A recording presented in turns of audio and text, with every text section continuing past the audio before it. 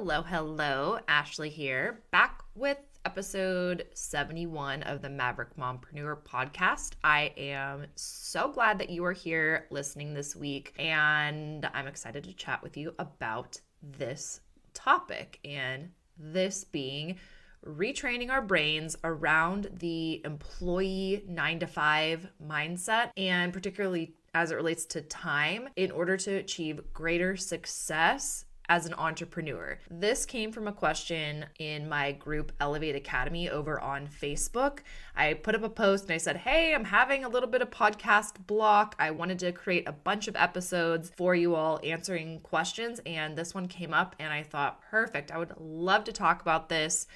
This is something that I definitely had to retrain my brain around, and I still find myself sometimes falling back into the trap of, well, we'll get into it. So if you've ever found yourself in that toxic productivity hamster wheel and or just working aimlessly to feel like you're moving the needle when you're not really, or feeling guilty about having extra time that you maybe didn't when you were in a 9 to 5 job, this episode is definitely for you. So sit tight, grab your favorite beverage, and let's get into it. Hey mama, I'm Ashley, and this is the Maverick Mompreneur podcast, where you're free and encouraged to own your desire to create and scale an impactful, discoverable online brand and business in the midst of motherhood. A business that's aligned with your mission, lifestyle desires, personality, and zone of genius without wasting your time on the hustle and grind hamster wheel that is social media. Can I get an amen? Sis, you are a maverick, an original, willing to stand out in your authenticity, defy expectations, and do life and business outside the box. In our world, if it's not aligned with who we are, it's a hard pass or a brave pivot. So if you're here for the powerful identity shift and transformation from boss babe or boss mom to aligned CEO, building a one-of-a-kind, influential, hustle-free online business that will produce long-term impact and multiple streams of income through SEO, affiliate marketing, and courses while building yourself in the process, well, pop in those AirPods, grab that cup of coffee or glass of wine, and let's get growing. All right, let's talk about time. It's our most precious resource. It's not renewable. We don't get it back. And part of the draw of being an entrepreneur is we don't have to work the traditional 9 to 5-ish type hours, and we build a life that we can enjoy in the here and now versus waiting for retirement. But that requires a complete shift in mindset around time and what time means in relation to making money. The member of my group who proposed this topic, she was a former crime scene investigator for 10 years, and she now owns her own beauty and wellness business. She has a storefront, but she's wanting to grow her online presence so that she can be home more. So she's an entrepreneur, brick and mortar, and she's wanting to transition into online entrepreneurship. She doesn't want to give up her storefront, but she wants to have more flexible hours. She wants to be able to scale what it is that she's doing. And she's actually taking Social Seller to CEO Academy, which I'm so excited about because that's what I'm here for, to help create that time freedom through digital courses, affiliate marketing, using SEO to get your products, services, and opportunities seen 24/7. But she said that she feels like if she's sitting at her computer, she's not working, which isn't true, but her mindset hasn't shifted yet, and she feels like that's a struggle. If she's at her studio, however, and she's working in person with a client, she feels like that constitutes putting in work. But if she's sitting at her computer, learning and applying a new skill set, it doesn't feel like she's accomplishing anything. And she said, I just think the 9 to 5 hustle is so entrained in me that that's the only way I feel like I'm being productive. I've worked a job since I was 15. And I think, especially living in this country where the whole concept of 9 to 5 was started by basically labor unions for factory workers in the 1800s, we're so used to the concept of working those hours that we feel lazy if we're only working 3 to 4 hours a day. In other countries, for example, they take 2-hour, siestas? Yes, like 2-hour lunch breaks. And we think, oh my goodness, that is just such a different type of lifestyle. But it's not wrong. We're just so used to this certain block of work hours that was adopted in our country until we make an intentional mindset switch that it doesn't have to be that way. Working more hours does not necessarily mean making more money. I'll give you counter examples to make my point in just a moment. So to give an example from my own life, in my previous career, I was a special education teacher, and then I transitioned to becoming a program coordinator after going back and getting my master's in educational leadership. And those work hours were definitely longer than the teaching work hours. Teaching, you arrive between 7 and 7:30, and then the workday ends at 3, but we all know that even though the contracted workday ends at 3, you're often there much later and or taking work home. Especially as a special education teacher, we had IEP paperwork and it seemed like it would never end. So teaching is probably not the best example of this because we all know that teachers work above and beyond what they're paid and the contracted workday on the regular. So I'm going to skip to my role as program coordinator. And those days I would begin work at about 7:30. That would typically be the start of my first IEP meeting. And then I was contracted to stay there until at least 5 or whenever my last meeting ended. When you're a salaried employee, you are being paid to get the job done, to do the work, but also to be available, to be present, to answer phone calls, to answer emails. But I know that and in that particular role, there was always work to be done to fill those hours. But I know many, many friends who have had 9-to-5 jobs where there isn't enough work in a day or a week or however much to fill all of those hours, but you're required to be there as an employee. Again, to be present, to be working, to be available.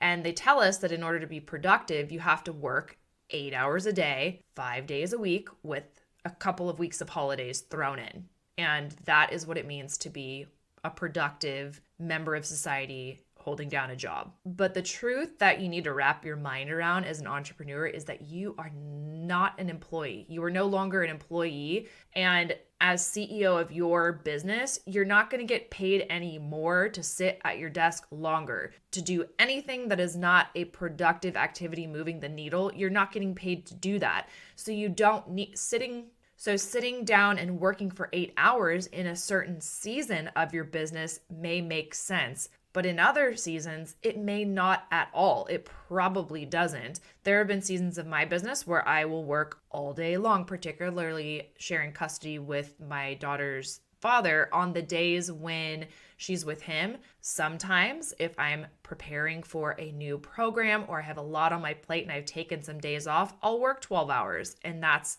my choice. Other days I work 1 hour or 2 hours, and that's what feels best. And that is all I need to do to get the work done. And it's all up to you as an entrepreneur to use your time wisely and as you need to move the needle in your business. And if you have an overall plan and you're working toward that, it does not take massive amounts of hours or regular work hours to get things done. And I want you to let that sink in, that you're not an employee, because although we know that as entrepreneurs, sometimes we don't act like it or we don't feel like it. We feel a deep sense of guilt if you're not working 8 hours because you believe somewhere deep down that that's what you're supposed to do, because that's what traditional jobs have been like. That's what your previous job has been like. That's what your friends are doing. Or we start to feel like we're not worthy of the money that we're making if we haven't put the hours in. And you may have even experienced covert or overt criticism from either people you were dating or friends or even family that don't understand this whole concept that time does not equal money. More effort does not necessarily equal money. And being a good business owner doesn't mean working 8 to 10 hour days. You get to decide how much time you require in order to achieve the results you want. And this is something that I've really had to wrap my mind around, because yes,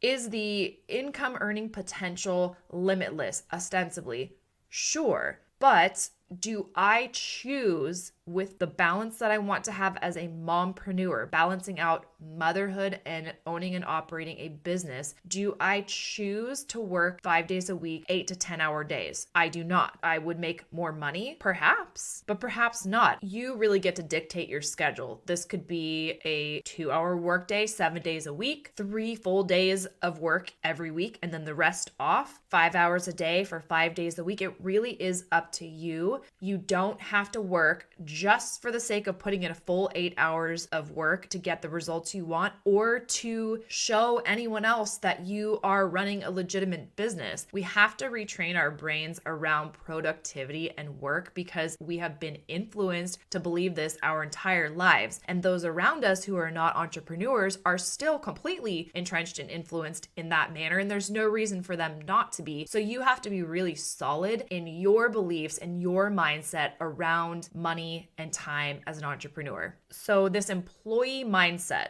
if I could sum it up in one phrase, employee mindset is that the harder you work, the more that you get rewarded. And in a corporate job, in a 9 to 5, that can be true. There's many factors, which we are not going to get into in this episode, but in generality is the harder you work, the more you're rewarded. But that's not always true. And here's 2 counterexamples of that. I'm sure you know people, or maybe you're one of them, who are working their absolute butts off, but they have nothing to show for it. So they're working 8 to 10 hours a day and they have nothing to show for it. I'm talking about entrepreneurs. So they're putting in a ton of time and energy, but they're still broke. Nothing's working. Obviously, working hard does not equal more money, does not equal wealth. This is similar to the concept of people that you see in the gym. So if you're a regular gym goer, and again, maybe this is you, or maybe you're the person observing this, someone can go to the gym every single day and you can see that same person there year after year. And it's good for them that they're in there, they're being healthy and getting their movement in, but they look exactly the same. You see no physical change. Maybe they haven't even lost weight. The time that they put into working out is not necessarily equivalent to the results that they get. There's many factors. There's plenty of people who work their booties off and have nothing to show for it. Another counterexample, I'm sure you can think of someone who works less than you and makes more money. Even if it's not someone that's in your personal life, I'm sure you can think of someone who this is true for. And really, this comes back to the multitude of factors that go into creating success. And a huge one is having a plan and knowing what to do and when and being strategic. If we go back to the gym example, there are people who have their nutrition dialed in. They know how to work out for their body type and their goals, and they have a plan. Maybe they have a coach or a workout plan. They may be in the gym 3 to 4 days a week for 45 minutes and get killer results in way less time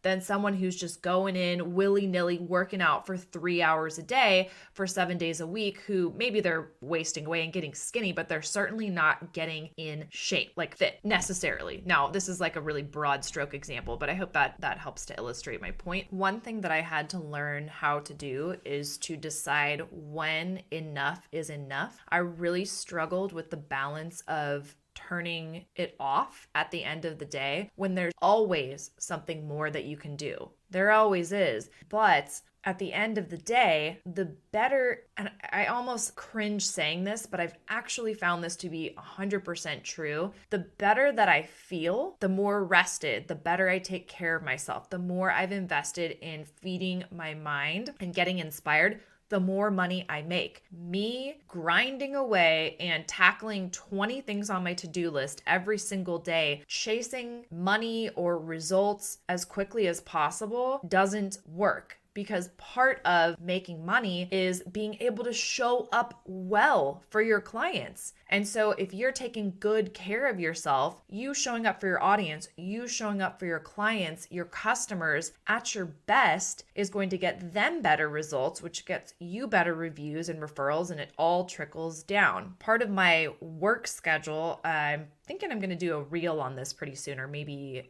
even a training. It's hard to do on a podcast, but I would like to show you kind of what my my scheduling looks like. And part of my schedule every single day, now I have it blocked off in the mornings and I'm finding that to work perfectly. Part of my schedule is reading and reflecting every single morning. And it's not a huge amount of time, but that is something that is part of my work schedule. I consider that a non-negotiable. So is working out. It's part of my schedule. Now, that's not traditional, but as an entrepreneur, I absolutely believe that let's say an hour total of time for working out, reading and reflecting wouldn't be seen as working when it comes to like a traditional job or from anyone outside of the entrepreneurial life necessarily, but to me it is. And to me, those things help me to handle one of the biggest mindset blocks of becoming an entrepreneur and the entrepreneurial life, which is unpredictability. Predictability is a plus or a minus, depending on how you looked at it, but predictability is a plus of working a 9 to 5 and getting paid. You've got daily tasks that you come in and you do, you have a base salary or a salary, you know how much money you're going to make, and then you jump into the entrepreneur life. And that's not the formula when you're your own boss. You do not have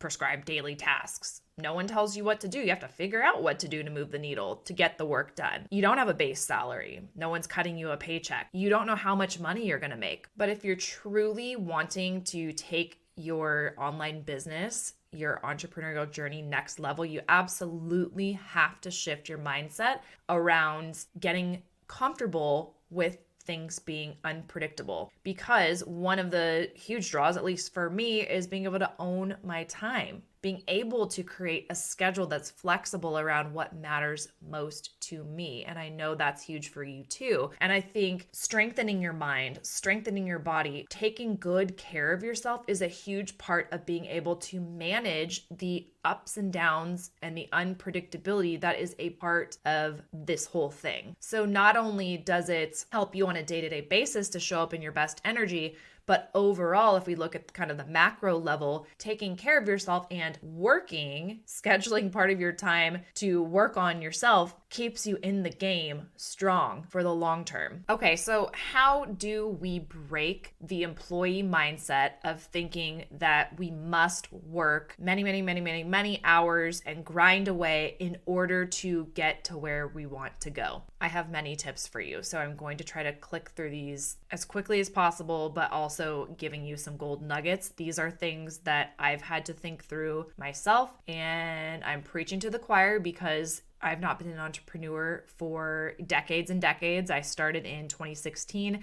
and I've been full-time employed to myself for 3 years now. So relatively, I'm still a newbie. And so these are things that I'm reminding myself of just as much as I want to share with you. So cliche, but the first one is to work smarter, not harder. If you're working super freaking hard going in the wrong direction, it doesn't count for anything. I'm working with a client right now who put in a lot of work. She invested a lot of money and was going in a direction that she didn't want to go, and that ended up making her feel more confused than anything. And so I'm looking forward to working with her and getting her a plan that feels aligned, that's moving in the right direction, that's strategic from point A to point Z, so that however hard she chooses to work, however many hours she dedicates to her online business, she's moving in the right direction. So let's say, here's an example. You are in South Carolina. So all my family's in South Carolina. Everyone's from there. Everyone now lives there except for me and Taylor.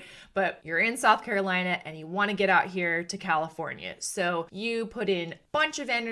You're running, you're walking, you're skipping, you're side sashaying down towards the south to get there. You work super hard. You're putting in effort, but you're going the wrong direction and you're choosing the longest freaking hardest way possible to get to California when you could book a nonstop flight and get there in a couple of hours. So working hard on the wrong thing or going in a roundabout direction that is pointless and doesn't need to be done counts for nothing. So what we want to do is book that nonstop flight, the shortest route from point A to where you want to go, versus what you could do is waste a ton of energy willy-nilly dilly-dallying between point A and where you want to go. So before you go to sleep at night or when you get up in the morning and you're going to start your workday, you should be able to delineate and name what 1, 2, maybe 3 tasks do I need to do today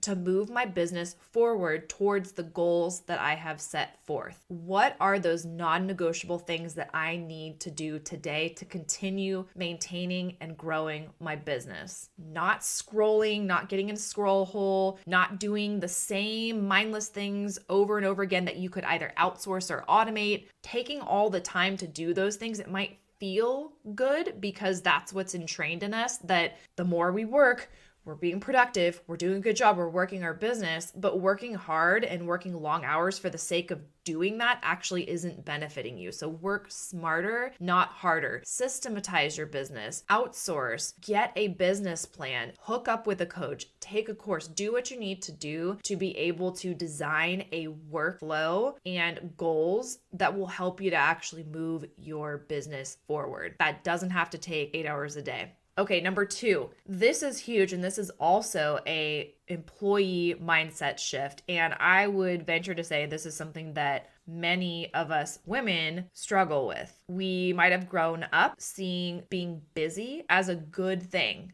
Like, oh, I'm so noble and I just have so much going on and I'm so busy. And I used to be this way too. How are you doing? I'm so busy. I will never say that anymore. If I say I'm busy, then to me that means I'm failing. I'm either not working smart or I'm not balancing my time and my life and creating boundaries around those things to prioritize what matters most. So where I used to think, oh, I'm doing well because I'm so busy. Now, if I say I'm busy, it's not a badge of honor. It's not a source of pride. It would be something that I would not feel good about. I don't know if you've read this before, but I've read the saying that busy is actually a form of laziness. And I can relate to this. Being busy all the time is the same thing as being sloppy with your time, which is ultimately kind of laziness. Deciding to just hustle, grind, work really hard means you haven't put in the work or you're not willing to put in the work to figure out how to actually run your business effectively. So if your strategy to advance your business is, okay, I'm going to start working 8 hours every day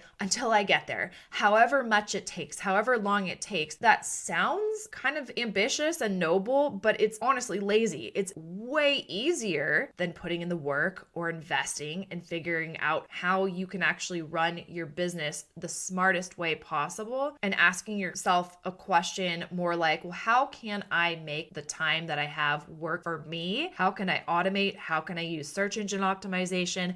How can I outsource? How can I systematize all the things that I'm doing instead of being a slave to time, just like I was in my 9 to 5? That's harder to ask and answer. But I'm telling you that smaller chunks of intentional, thoughtful work time are going to get you a lot further than just activity. So activity does not equal productivity. And the culture of busy that we have, especially as women, is not the business. The business is figuring out how to use your time wisely and work smarter, not harder. Okay, number 3 is start stepping up and being the CEO of your business. And this is going to be a little bit of tough love. And I had to do this with myself. You are the boss. Nobody is giving you a schedule. No one is plugging things into your schedule, telling you what meetings to go to. You are in charge. So you need to manage your own time if you want to create space for the things that matter most. Sit down, plan out your week, plan out when you're going to do all the things that you need to do. You have your business plan, you know what your goals are, backward map from there. What do you need to do on a day-to-day basis? Is it easier to just sit down when you have a work block? You're like, all right, I blocked out 4 hours. My husband's watching the kids. Let me work for 4 hours with no sequential step-by-step to-do list. It's way easier to do that, to just sit down and start working. And maybe some people's brains work like that and they just take inspired action all day long and they have a 6-figure business and it's all easy breezy. I don't know anyone like that who actually has that type of flowiness. Most people who are successful entrepreneurs have a strategic workflow in place. They have a strategy. They have daily tasks that are going to get them the results that they want. They are not throwing spaghetti at the wall to see what sticks. They're not sitting down and then deciding what they're going to work on. They know when they have that time and they have that 1, 2, 3, 4 hour work block, they know exactly what they're going to tackle in that time. And maybe if they go above and beyond it and do more, great.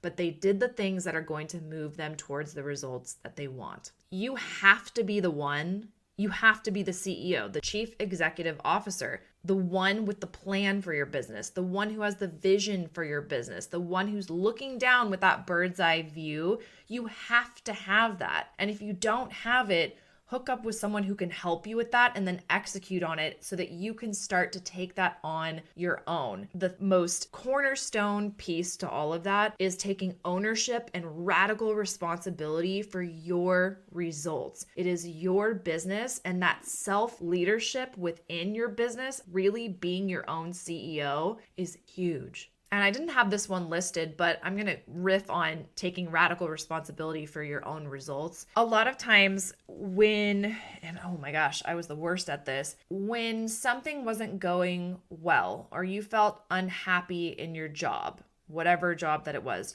things weren't going well, you didn't feel good, whatever it was, we go into this victim mode. Like, whose fault is this? And there's always someone that you can blame, right? When you're not the boss, you can always blame it on someone else. It's the superintendent, it's my director, it's this, teacher, it's this parent, it's this principal. I'm not saying I wasn't that blamed. Gosh, that makes me sound like a total victim, but I'm using that as an example because it came from the educational realm.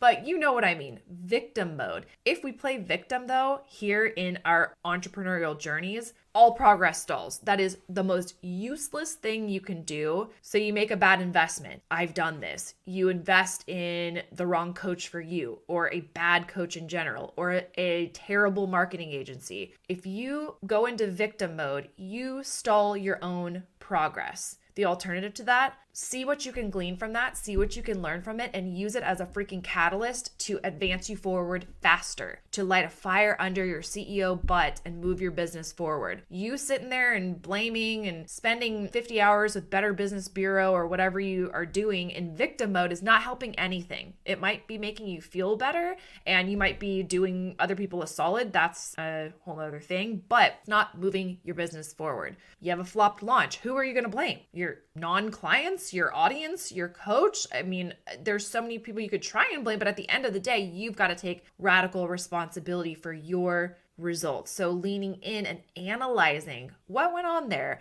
Hire someone with results in a business that you aspire to look at it with you, even if you can't figure it out. I've definitely done that when things haven't gone the way that I wanted. Going into victim mode and, oh, it's the economy, oh, it's this, oh, it's that. Okay, maybe it is. But sitting there and being in victim mode is not going to help anything. And I know I'm not speaking to mental health issues that come up. Trust me, I have anxiety. I understand anxiety, depression. We can get paralyzed. I'm not saying just pick yourself up by the bootstraps. It's not always that simple, but there are times where it is that simple, and we can stop that victim mode as quickly as we possibly can and take responsibility for how we move forward from things that didn't go our way. Because there are days in business that aren't going to go as planned, or months that you're not going to make the income that you thought you would.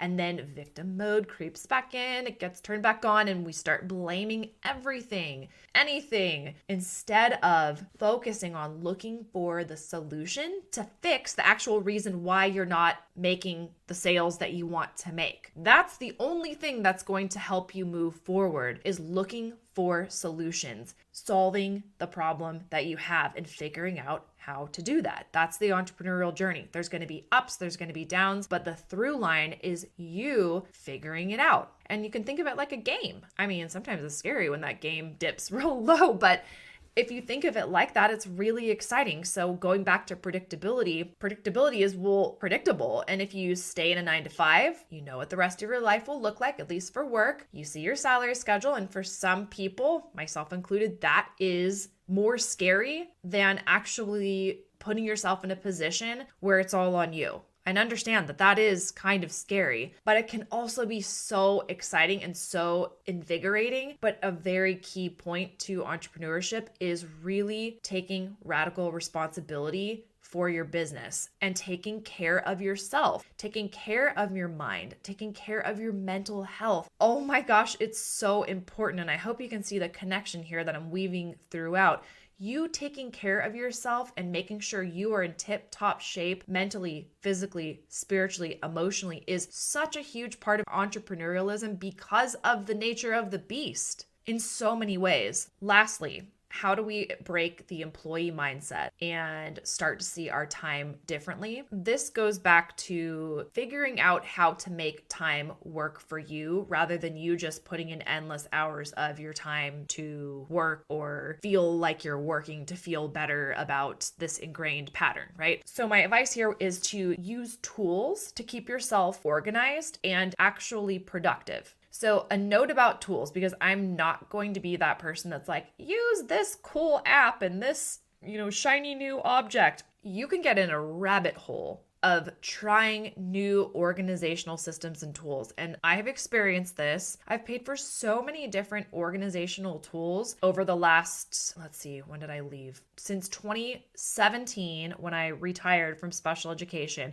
I've used so many tools thinking that something was going to be the magical bullet to organize my time and get my brain to work optimally. And you can listen to 100 million podcasts, read 100 blogs, see a bunch of reels, and everyone is going to suggest something different. And usually it's something that they're getting an affiliate commission on. So what you have to do is try something that seems to click with your brain and stick with it for a while. You actually have to train yourself to use something. And then if it isn't working, try something else. But if it is working, stick with it. So funny story. When I was a program coordinator for a school district, that was the heaviest workload I have ever experienced in my life. I would be managing upwards of 50 different student cases all at once. These are very complex cases, very complex students and teams and all of the things. To manage all of that volume, which I prided myself on, being able to manage a lot of different information and put a lot of different pieces of puzzles into a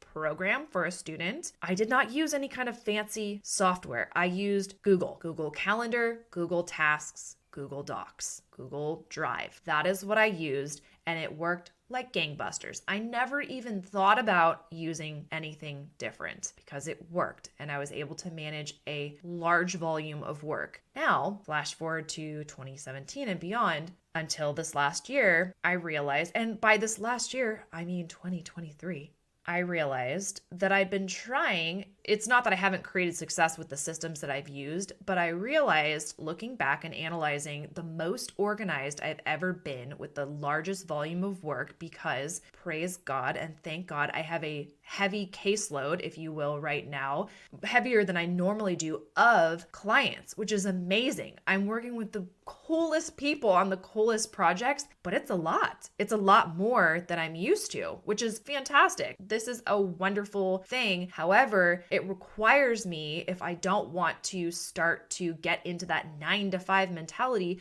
I need to get more organized to use my time strategically. So I analyzed and thought back to when was the last time when I had a heavy workload or heavier workload, how did I manage it optimally? Google. So literally I did what I should have done long ago, and I just committed to using my old systems. It's literally nothing fancy. And I feel almost like when I share with clients what I do, that it's embarrassing, but it's so simple and it works. And it covers all of the bases. So anyway, whatever it is for you, whether it's a pen and paper, whether it's Google Calendar, whether it's a planner book, I don't care what you do, your iPhone notes, however you stay organized and actually stay on track to doing what you need to do to move the needle in your business forward and not waste your time on busy work or tasks that could be streamlined, then do that. Okay. So that was a lot longer than I thought it was going to be. But I hope that you take the first step towards breaking that employee mindset and releasing the guilt of feeling like you should be working some arbitrary set of hours in order to be successful. This, like anything in our businesses, a lot of the problems that come about are not anything to do with marketing or how you're marketing, the content you're creating, the courses you're creating. It really comes down to things that are going on in our heads as entrepreneurs. It's just part of the game. And so this is really important. If this has been a struggle for you, or you find yourself dipping into just grinding away in order to feel better about a lack of results, stop right there and evaluate what you need to do to get in alignment to move forward with a strategy that is going to move your business forward, so that you're not wasting your time, so that you're not doing that skip, hop, and a jump from South Carolina to California when you could book a nonstop flight. I want you to start booking more nonstop flights than taking random working hard detours that really count for nothing when it comes to your time. Your time is so precious, and there are people in your community, there are people in your home, there are people in your audience that need you to show up as your best and at your best. And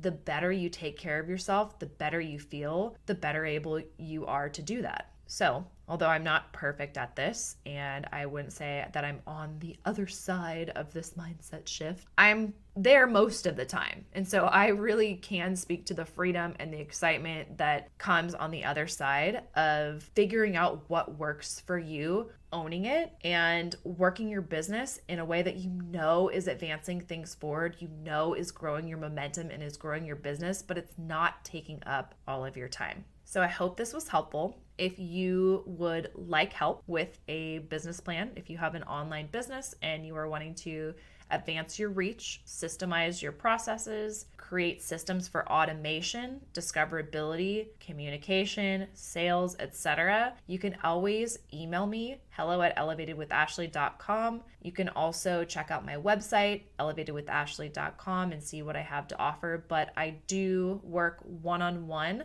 with clients. I would love to chat with you and see if the business and the projects that you have going on, I could be of help to you. So yeah, that's that. All right. I will talk to you next week. And until then, cheers to you creating the impact that only you can through the work that you do within your home, within your community, both online and offline. Thank you so much for listening to the podcast. My goal is to help as many women in business online as possible to build strong, powerful, aligned, and profitable personal brands. The best way to show you appreciate this content is to screenshot and share on your social media or share with your team. Actually, even better would be to also leave a review for the podcast on whichever platform you're listening on. If you're looking for any additional support, you can always reach me via email at hello@elevatedwithashley.com. You can DM me on Instagram at Ashley R. Latimer, or join us in the free Elevate Academy for Brand Building, Maverick Marketers, and Mompreneurs Facebook community. Can't wait to chat with you next week.